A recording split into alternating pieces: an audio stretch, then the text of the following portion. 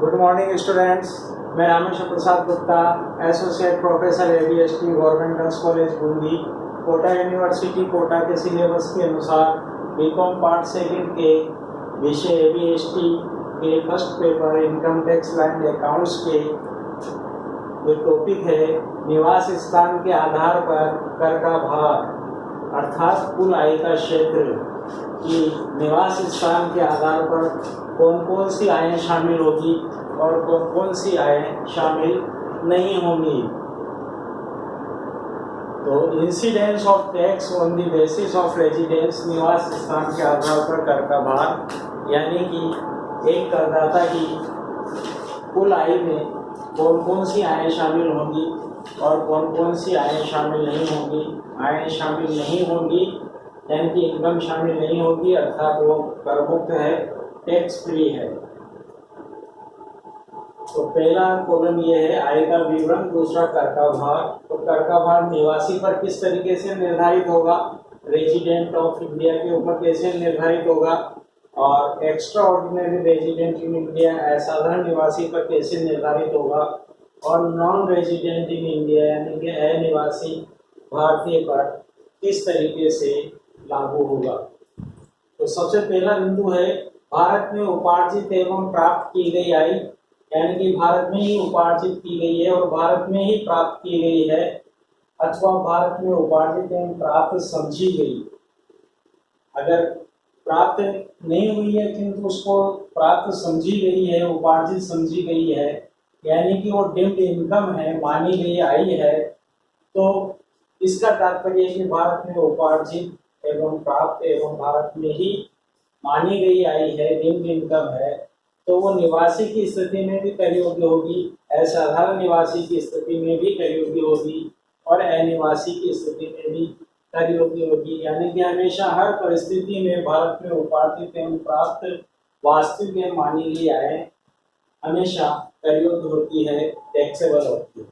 दूसरा बिंदु है भारत में उपार्जित आय अथवा उपार्जित समझी गई आय जो विदेशों में प्राप्त हो। तो भारत में उपार्जित है यानी कि भारत में उपार्जित समझी गई है, दोनों ही तरह की है, किंतु वो भारत में प्राप्त नहीं हो और विदेशों में प्राप्त हुई है। तो चाहे वो विदेशों में प्राप्त हो किंतु चूंकि वो भारत में उपार्जित आय है इसलिए वो तीनों परिस्थितियों में कर योग्य है, निवासी के लिए भी कर योग्य है, असाधारण निवासी के लिए भी कर योग्य है और अनिवासी के लिए भी कर योग्य है। हर स्थिति में टैक्सेबल है, हर निवास स्थिति में टैक्सेबल है। तीसरा बिंदु है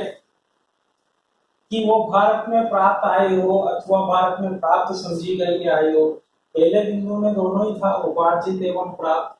दूसरे बिंदु में उपार्जित था और तीसरे में प्राप्त है, यानी कि भारत में प्राप्त आय अथवा प्राप्त समझी गई आय जो विदेशों में उपार्जित हो, यानी कि विदेशों में उपार्जित की गई किंतु भारत में प्राप्त की गई है, तो ऐसी स्थिति में भी वो भारतीय इनकम ही कहलाएगी क्योंकि वो भारत में प्राप्त है, इसलिए हर परिस्थिति में कर योग्य होगी, टैक्सेबल होगी। निवासी की स्थिति में भी कर योग्य, असाधारण निवासी की स्थिति में भी कर योग्य और अनिवासी की स्थिति में भी कर योग्य, यानी कि हर स्थिति में टैक्सेबल होगी। चौथा है भारत के बाहर उपार्जित एवं भारत के बाहर ही प्राप्त जो भारत में नियंत्रित व्यापार से अथवा भारत में स्थापित पेशे से संबंधित है। तो भारत से नियंत्रित किए गए व्यापार से या भारत में स्थापित पेशे से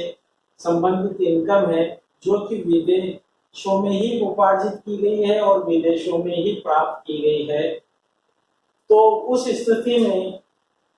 निवासी के लिए भी कर योग्य होगी, टैक्सेबल, असाधारण निवासी के लिए भी कर योग्य होगी, टैक्सेबल, किंतु अनिवासी व्यक्ति के लिए जो भारत में नॉन रेजिडेंट इन इंडिया है उसके लिए वो शामिल नहीं की जाएगी, यानी कि कर मुक्त होगी, यानी कि टैक्स फ्री होगी।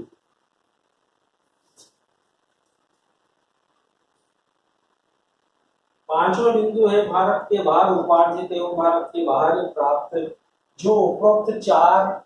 चौथे बिंदु के अतिरिक्त किसी अन्य साधन से संबंधित है, यानी कि वो भारत में नियंत्रित व्यापार या भारत में स्थापित पेशे से संबंधित नहीं होकर के भारत के बाहर से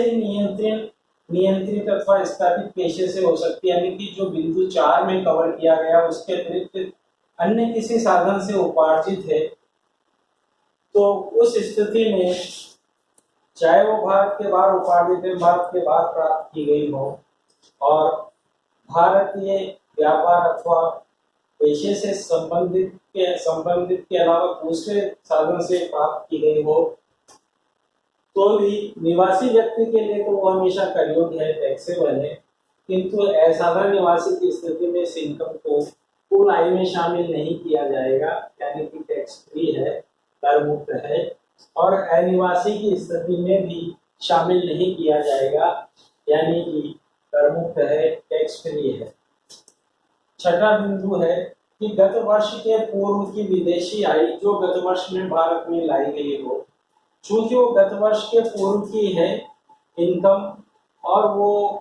गत वर्ष के पूर्व की विदेशी आय है, भारतीय आय नहीं होकर के विदेशी आय है, जो गत वर्ष में भारत में लाई गई हो, तो चाहे वो गत वर्ष में भारत में लाई गई हो, किंतु वो गत वर्षों से संबंधित विदेशी आय है जिसमें गत वर्ष में ही टैक्स लग गया था। अतः इस वर्ष में उस विदेशी आय जो पिछले वर्षों की है उसके ऊपर टैक्स नहीं लगाया जाएगा, यानी कि निवासी की स्थिति में भी उसको शामिल नहीं किया जाएगा, असाधारण निवासी की स्थिति में भी शामिल नहीं किया जाएगा, अनिवासी की स्थिति में भी शामिल नहीं किया जाएगा। ये जो क्रॉस लगाया है, तो क्रॉस का तात्पर्य यह है कि इसको कुल आय में शामिल नहीं किया जाएगा, ये कर मुक्त है, टैक्स फ्री है। धन्यवाद।